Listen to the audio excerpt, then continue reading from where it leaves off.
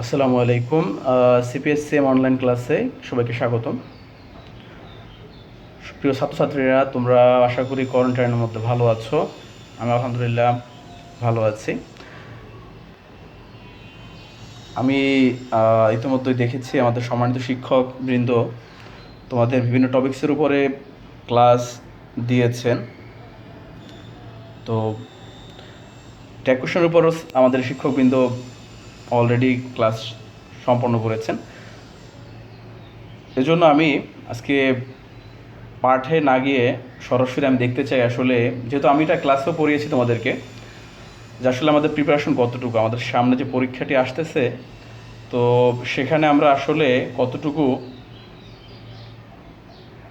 যোগ্যতা অর্জন করেছি পরীক্ষায় বসার জন্য। তো আমি প্রথমে ঢাকা বোর্ড 2020 সালের কোশ্চেনটি অ্যানালাইসিস করার চেষ্টা করব। তোমরা অবশ্যই খাতা কলম নিয়ে বসবে। এতে করে সুবিধাটা হচ্ছে তোমরা নিজেরাও অ্যান্সারগুলি দেখতে পারবে এবং তুমি বুঝতে পারবে আসলে তোমার প্রিপারেশনের অবস্থা কী। এবং অ্যাট দ্য সেম টাইম চেষ্টা করব আমাদের রুলস অনুযায়ী এগুলিকে সমাধান করতে। সো আমাদের চলে যাই আজকে মূল ক্লাসে। ঢাকা বোর্ড 2020-এ আমরা দেখতে পাচ্ছি ট্যাগ কোশ্চেনে আমরা জানি 5 মার্কস থাকে, এখানে 5 মার্কস। সো ফার্স্ট সেন্টেন্সটি এমন ছিল, let's have a walk outside the farm. এখন আশা করি তোমরা খাতা কলম নিয়ে বসেছো এবং ইতিমধ্যে এই অ্যান্সারটি লিখতে সক্ষম হয়েছ। সো একটু মিলিয়ে নাও। আমরা জানি রুলস এমন ছিল, লেটস দিয়ে শুরু কোনো সেন্টেন্সকে, লেটস বা লেটাস দিয়ে শুরু হলে, কোনো সেন্টেন্স শুরু হলে ট্যাগ কোশ্চেন করার জন্য মোডাল ভার্ব শ্যাল এর সাহায্য নিতে হয়। কিন্তু লেট এর পরে আস না থাকলে, যে কোনো পার্সন থাকলে সেক্ষেত্রে, অন্য যে কোনো পার্সন থাকলে সেক্ষেত্রে উইল ইউ বসে। তো আমরা যেহেতু এখানে লেটস পেয়েছি এবং আমাদের রুলস বলে যে আমরা কী লিখবো, এখানে আমরা মোডাল ভার্ব শ্যালের সাহায্য নেব। এবং আমরা জানি যেহেতু এখানে আস আছে এবং আমরা ট্যাগ কোশ্চেন অ্যাকচুয়ালি সাবজেক্টিভ ফর্মটা বসাই, অবজেক্টিভ ফর্ম বসাই না আমরা। তো আস এর সাবজেক্টিভ ফর্ম হচ্ছে উই, সেক্ষেত্রে আমরা অ্যান্সারটি লিখব শ্যাল উই।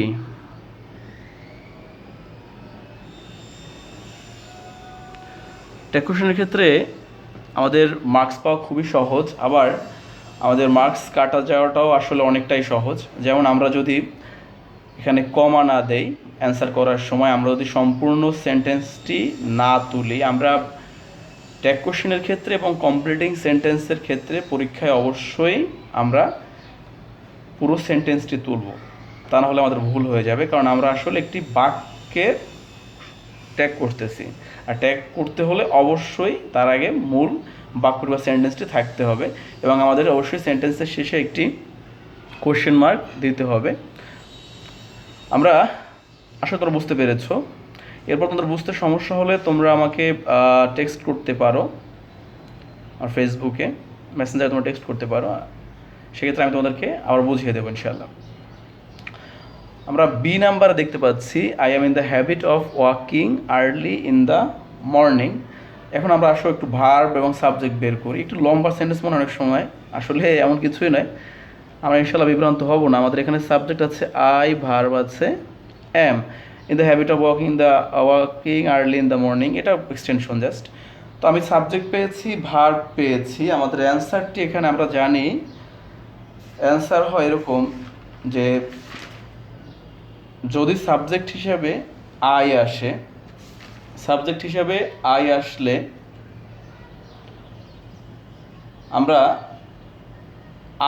আর্ট লিখি, অর্থাৎ আমরা আর যদি এখানে যেহেতু অক্সিলারি ভার্ব হিসাবে এম আছে, আই এম থাকলে, আমরা একটা সময় ছিল যখন আমরা আমাদের ছোটোবেলায় এইন্ট লিখতাম বা এইন্ট আই লিখতাম, কিন্তু এখন আধুনিক গ্রামারে এইন্ট না লিখে কী লেখা হয়, আর লেখা হয়। যেহেতু সেন্টেন্সটি একটি অ্যাফার্মেটিভ সেন্টেন্স, এটা আমরা এর নেগেটিভ ট্যাগ করব, সুতরাং আমরা লিখব আরএন্ট আই।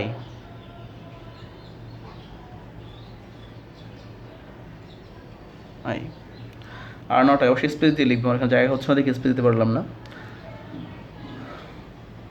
তুমি অবশ্যই নিজেকে জাজ করবে এবং এট দ্য সেম টাইম তুমি মার্কস দিবে কত নাম্বার পেলে, তাহলে বুঝতে হবে তোমার প্রিপারেশন অবস্থাটা কি বা ট্যাগ কোশ্চেন তোমার কতটুকু পড়া লাগতে পারে। সি নাম্বার আমরা দেখতে পাচ্ছি এখানে আছে morning entertains us with fresh air. খেয়াল করো এখানে সাবজেক্ট হিসেবে নন পার্সোনাল কিছু একটা আছে, আমাদের মর্নিং আছে, এটা তো আসলে এখানে কোনো ব্যক্তিবাচক কিছুই নেই, তো এটা থার্ড পার্সন বুঝতেই পারছি আমরা।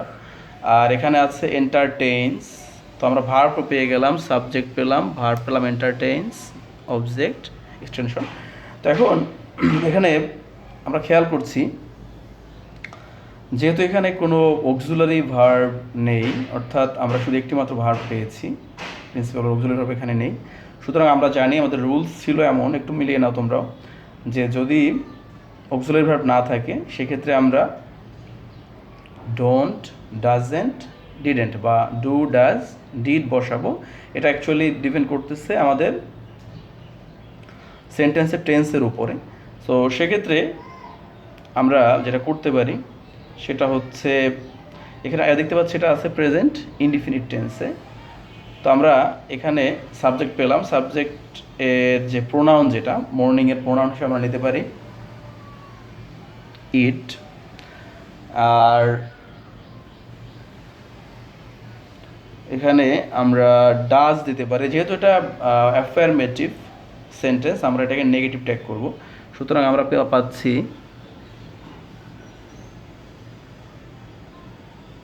ডাজেন্ট, এটা আমরা শর্ট ফর্ম লিখবো, ডাজ নট ইট লিখবো না, তাহলে এটা কাটা যাবে, ট্যাগ কোশ্চেন করার সময় আমরা অবশ্যই শর্ট ভার্সনটি লিখবো।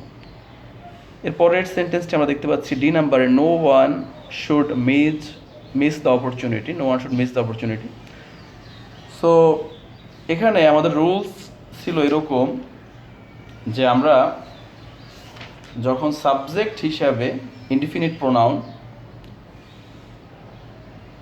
সাবজেক্ট হিসাবে আমরা যখন ইনডিফিনিট প্রোনাউন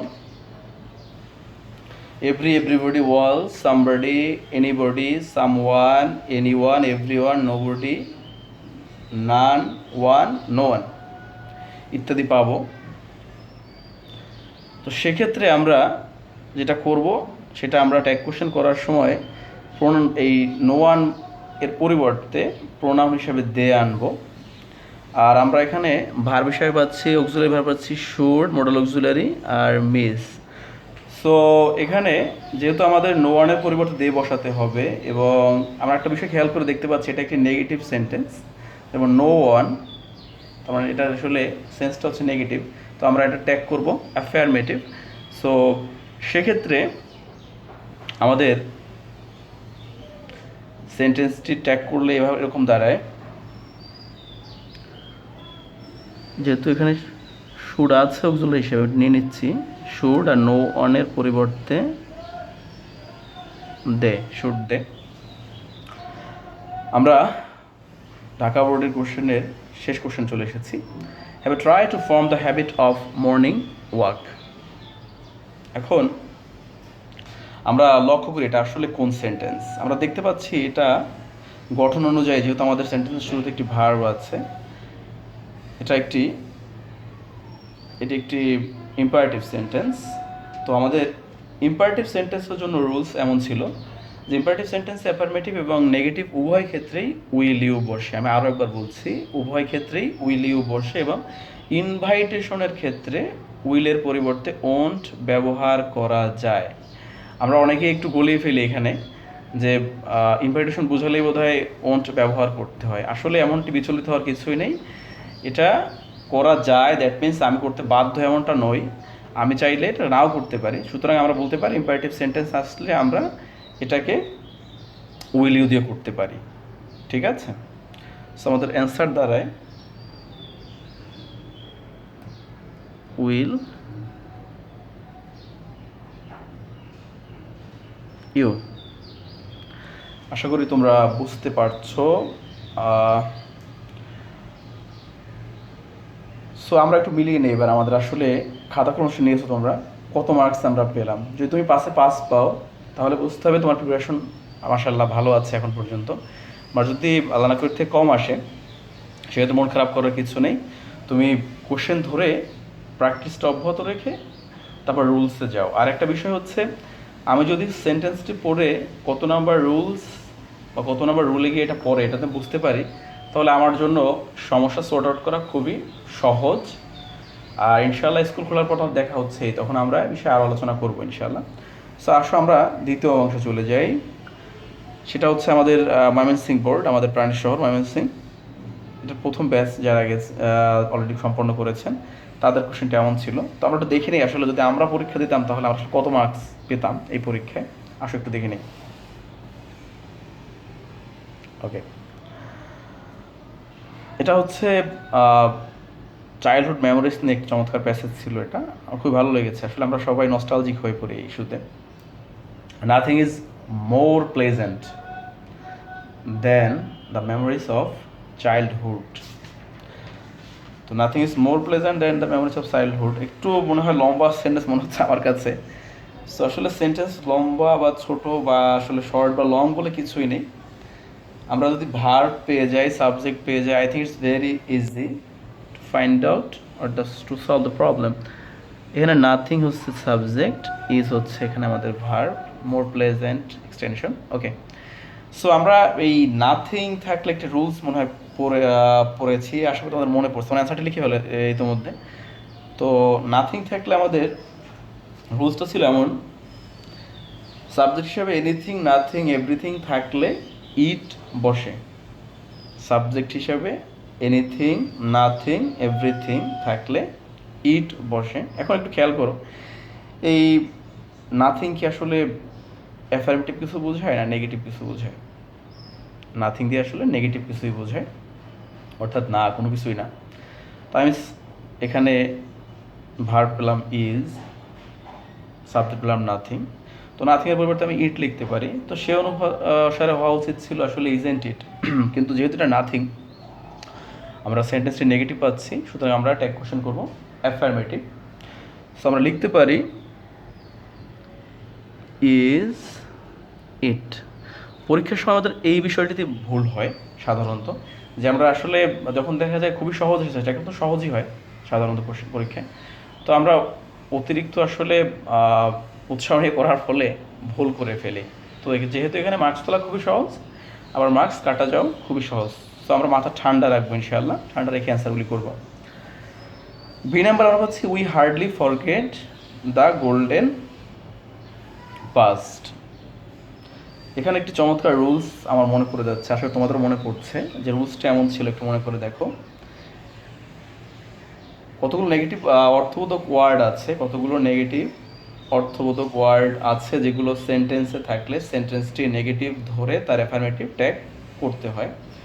যেমন সেলডম, হার্ডলি, স্কার্টসলি, ফিউ, লিটল, এগুলি সবই আসলে নেগেটিভ অর্থবাচক ওয়ার্ড, কিন্তু আমরা দেখলে মনে হয় না আসলে এমনটা।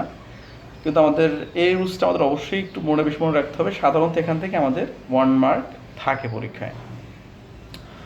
তো যেহেতু হার্ডলি আছে, উই আছে, আমরা সাবজেক্ট হিসেবে উই পাচ্ছি, হার্ডলি ফরগেট, ফরগেট এখানে ভার্ব। সো আমরা এই হার্ডলি ওয়ার্ড পাওয়ার প্রেক্ষিতে আসলে সেন্টেন্সটি নেগেটিভ করতে হবে অ্যাফার্মেটিভ ট্যাগ। সো আমাদের অ্যান্সার দাঁড়ায়, যেহেতু এখানে অক্সিলারি ভার্ব নেই এবং সেন্টেন্সটি আছে প্রেজেন্ট ইনডিফিনিট টেন্সে, সুতরাং ডু উই, আর ডোন্ট লিখবো না যেহেতু এটা হার্ডলি আছে সেন্টেন্সে। সি নাম্বার দেখো, the memories of childhood still attract me. এখানে আমরা দেখতে পাচ্ছি দ্য মেমোরিজ, স্মৃতিগুলো, কার স্মৃতিগুলো? শৈশবের স্মৃতিগুলো। তো আমরা এখানে সাবজেক্ট হিসেবে দ্য মেমোরিজকে নিব, যেহেতু এখানে প্রিপোজিশনের পরে বাকি অংশ রয়েছে। মেমোরিজটা এখানে সাবজেক্ট, স্টিল অ্যাট্রাক্ট মি, আমরা ভার্ব পেলাম অ্যাট্রাক্ট, আকর্ষণ করে, মি আমাকে, যিনি এখানে যে ন্যারেটর আছেন ওনাকে আকর্ষণ করে। সো আমরা ভার্ব পেলাম। এখন এখানে রুলস হচ্ছে, আমরা জানি যদি থার্ড পারসন প্লুরাল নাম্বার হয়, থার্ড পারসন প্লুরাল নাম্বার এর ক্ষেত্রে আমরা যেটা করি সেটা হচ্ছে আমরা দে আনি সাবজেক্ট হিসেবে, প্রোনাউন হিসেবে দে আনি। আর যেহেতু এখানে আমাদের ভার্ব, অক্সিলারি ভার্ব নেই, আমরা এখানে আর এটি একটি অ্যাফার্মেটিভ সেন্টেন্স, আমরা এটাকে নেগেটিভ ট্যাগ করব। তো আমরা লিখতে পারি ডোন্ট দে, সরি জায়গা একটু কম হয়ে গেছে, তোমরা ইনশাল্লাহ ভালো করে লিখবে, আশা করি বুঝতে পারছো। তাহলে আমাদের সাবজেক্ট ছিল এখানে থার্ড পারসন প্লুরাল নাম্বার, সেজন্য আমরা দে লিখলাম। আর যেহেতু এটা এখানে আসলে অক্সিলারি ভার্ব নেই, এই জন্য আমরা ডোন্ট আনলাম টেন্স অনুযায়ী। ডি নাম্বার আমরা দেখতে পাচ্ছি সিম্পল থিংস আর at the centre of attraction for a child. Simple things নিয়ে কথা হচ্ছে এখানে। তো আমরা পাচ্ছি এখানে সিম্পল থিংস হচ্ছে এখানে সাবজেক্ট, বোধহয় এখানে যেহেতু আর আছে অক্সিলারি ভার্ব হিসেবে, সুতরাং আমাদের আর অক্সিলারি ভার্ব খুঁজতে হচ্ছে না, এবার বানতে হচ্ছে না। সো আমার একটু মনে হয় রুলসটা এখানে আরেকবার মনে করে দিলে ভালো হয় তোমাদের জন্য, তাহলে তোমাদের রিভিশনটা ভালো হবে ইনশাআল্লাহ। রুলস এমন ছিল, সেন্টেন্সে এম, ইজ, আর অথবা ওয়াজ, ওয়ার অনেক সময় লিঙ্কিং ভার্ব হিসেবে present indefinite tense A M, is, are এবং পাস্ট ইনডিফিনিট টেন্সে ওয়াজ, ওয়ার ব্যবহার করা হয়। এক্ষেত্রে ট্যাগ কোশ্চেন করার জন্য ভার্ব হিসাবে এগুলাই ব্যবহার করতে হবে, অর্থাৎ আমাকে আর ভার্ব আনতে হচ্ছে না। এটা কিন্তু আমাদের এ নাম্বারের জন্য প্রযোজ্য, এখানেও ইজ ছিল। সো আমি এখানে আর পেয়ে যাচ্ছি, অর্থাৎ আমাকে অক্সিলারি ভার্ব নিয়ে টেনশন করতে হচ্ছে না। আর থিংস যেহেতু আছে প্লুরাল ইন্ডিকেশন এখানে, সো আমি থার্ড পারসন প্লুরাল ক্ষেত্রে দে লিখতে পারি। সো এখানে আমাদের সেন্টেন্সটি তাহলে ট্যাগ কোশ্চেন করলে এরকম হয়, aren't they, okay? E number, when a man grows up he may laugh at those things, okay? এখন এটা আমরা দেখে বুঝতে পারছি এটা একটি কমপ্লেক্স সেন্টেন্স, যেহেতু এখানে একটি সাবঅর্ডিনেট ক্লোজ এবং একটি ইন্ডিপেন্ডেন্ট ক্লোজ আছে, অর্থাৎ একটি স্বাধীন বাক্য আর একটি পরাধীন খণ্ডবাক্য আছে। এখন এই জাতীয় ক্ষেত্রে যেটা হয়, আমরা একটু মনে হয় অনেক সময় একটু হেজিটেশনে ভুগি যে আসলে আমি কোন দিকটা করব।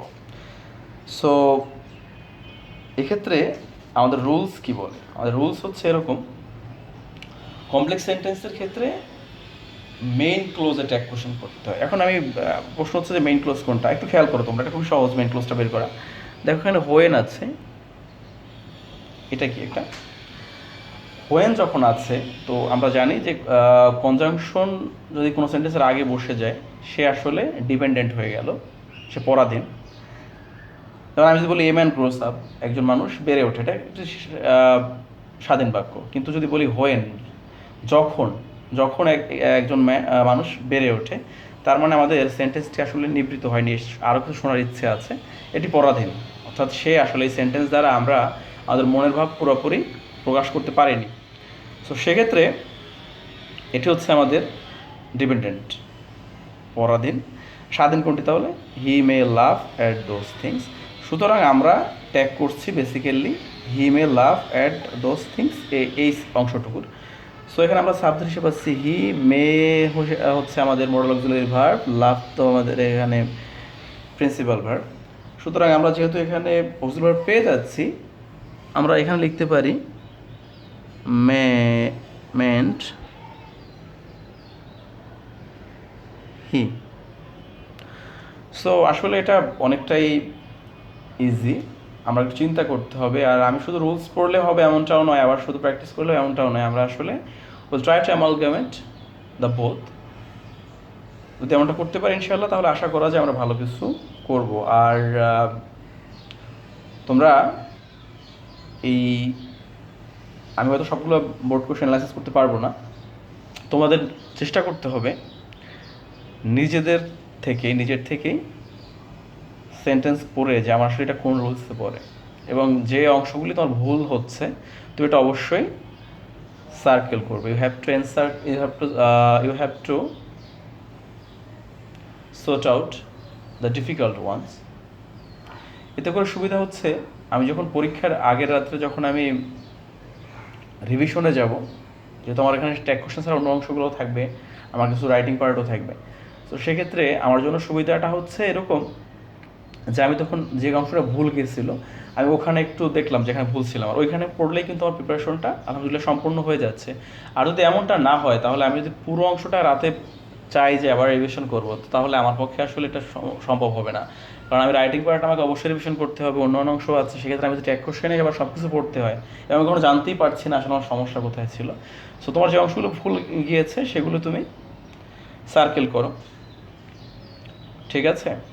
আর তোমরা অবশ্যই বাড়িতে থাকবে, সিপিএসএম অনলাইন ক্লাস তোমার বেশি বেশি করে করো, আর আমার জন্য দোয়া করো।